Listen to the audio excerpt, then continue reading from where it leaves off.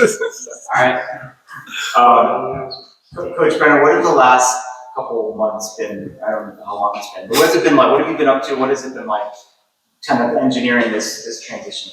Oh, it's been crazy. It's been really, really fun, and it's been really hectic. I think I've said it publicly a handful of times, but when I became a head coach at San Jose State in 2017, there was no transfer portal, there was no NIL. So working through that with the roster that doesn't know you and doesn't know most of the coaching staff, there's been a huge emphasis on trying to get to know guys, getting to spend time with them, and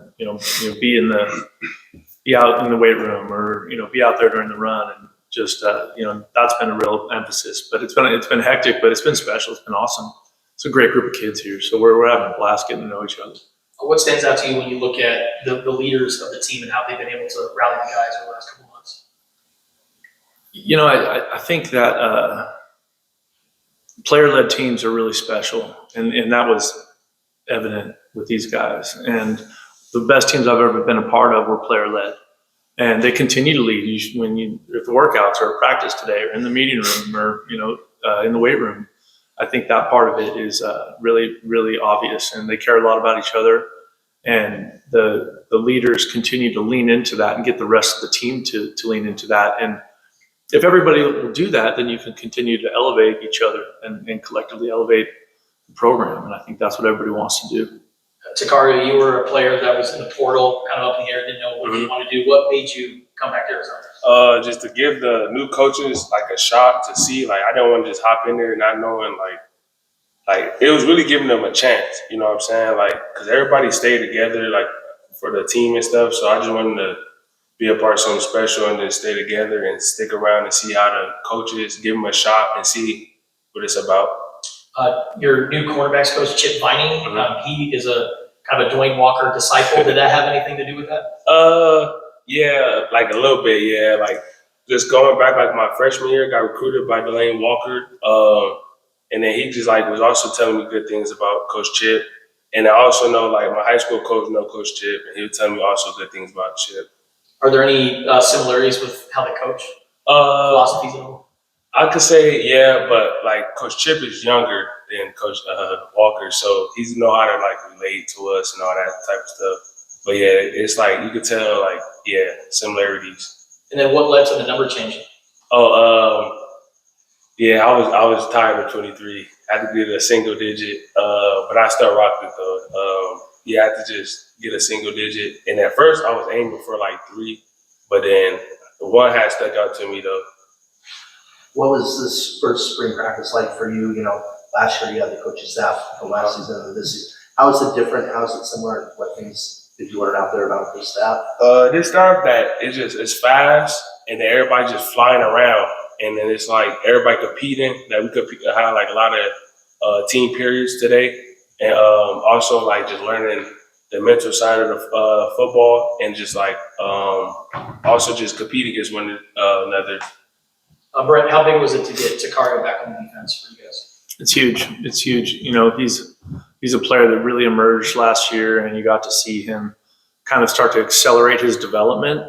And I thought that was really, really cool. I think it's rare when you have a group of guys that's as close as this is here. And, in that secondary, those, the guys that were just up here, and Tacario was finishing his post-practice shake, so he missed it. But those guys are so close, and I think being able to play, the level that he wants to play at and the consistency that he wants to perform at, being in the back end with people that you've done it with before and that where they're going to be and you can trust each other is a huge part of it.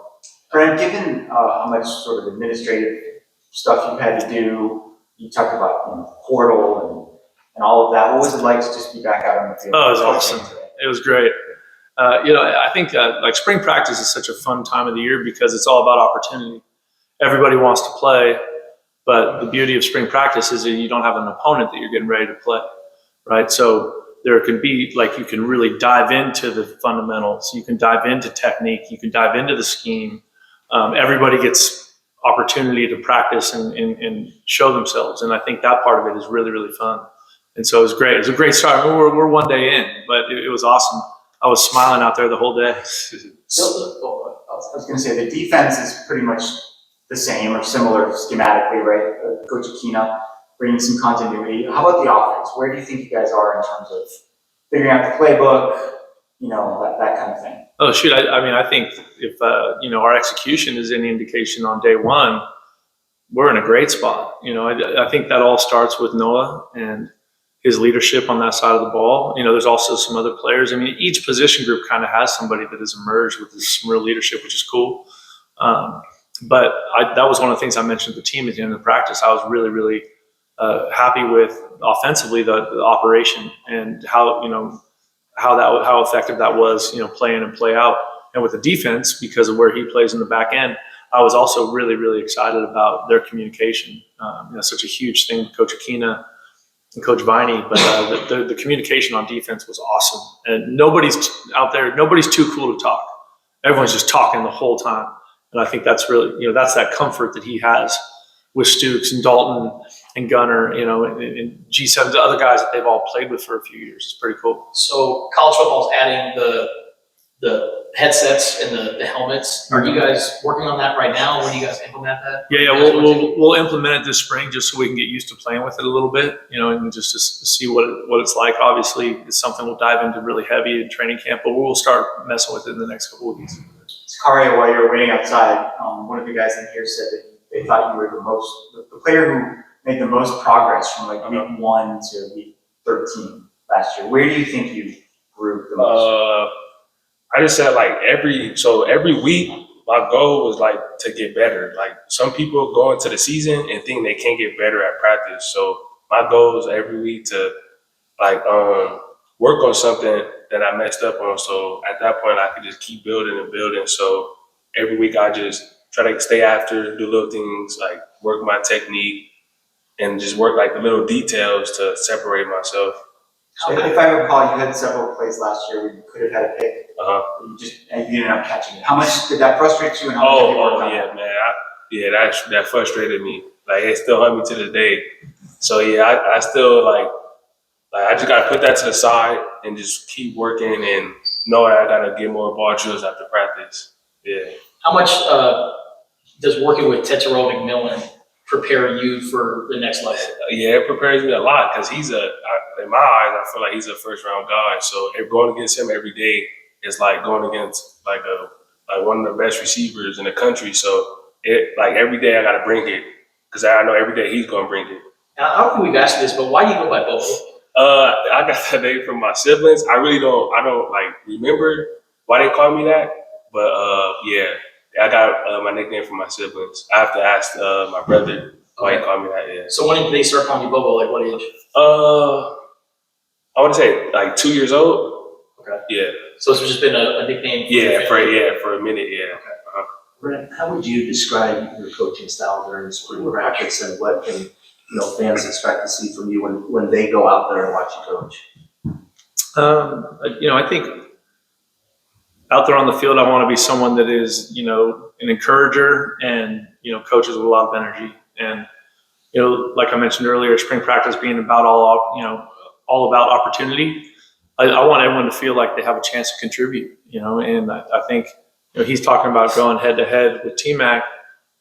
If we can get everybody attacking the practice environment with intention, with energy, with enthusiasm, like that's going to elevate the practice, right? And if we're practicing at a high level like that every day, like we'll naturally improve as we go. And so in our constant chase of improvement, I think it's so important that the leaders, whether it's the leaders that are players or the leaders that are coaches, that we're the ones bringing that energy and that intention to the practice environment. When did you put on full pads for the first time? I think maybe Tuesday. I think that's right.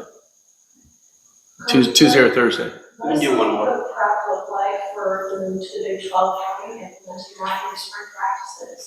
So can you say that again? I missed the front part. It's all right.